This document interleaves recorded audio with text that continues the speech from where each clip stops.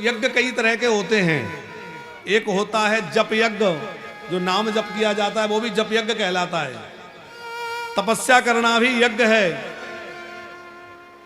अनेक प्रकार के यज्ञों की चर्चा हमारे धर्मशास्त्रों में प्राप्त होती है। और आज के समय में भी यज्ञ की बड़ी विशेष उपयोगिता है, क्योंकि यज्ञ में जो आहुतियां दी जाती हैं इनसे देवता तृप्त होते हैं। यज्ञ करने से देवता बड़े प्रसन्न रहते हैं। अग्नि में जब आप स्वाहा करके आहुति डालते हैं तो स्वाहा क्यों बोलते हैं बताया आपको? अग्नि नारायण देवता जो हैं उनकी पत्नी का नाम है स्वाहा, और जैसे ही स्वाहा बोला जाता है तो अग्नि नारायण प्रसन्न होते हैं और वह आहुति ले जाकर के उन देवता तक पहुंचा देते हैं जिन देवता के नाम से वो आहुति डाली गई है। जैसे आपने कहा इंद्राय स्वाहा, अग्नि देवता का काम है उस आहुति को ले जाकर इंद्र को दे देना।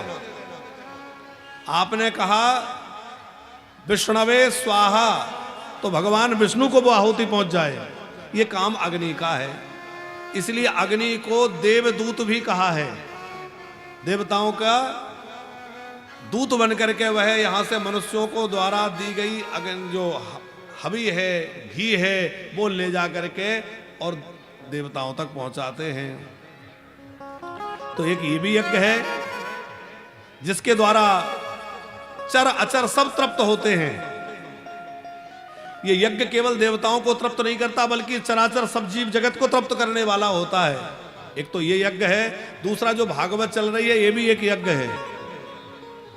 इसको बोलते हैं ज्ञान यज्ञ। तो अलग अलग प्रकार के यज्ञों की चर्चा हमारे शास्त्रों में है।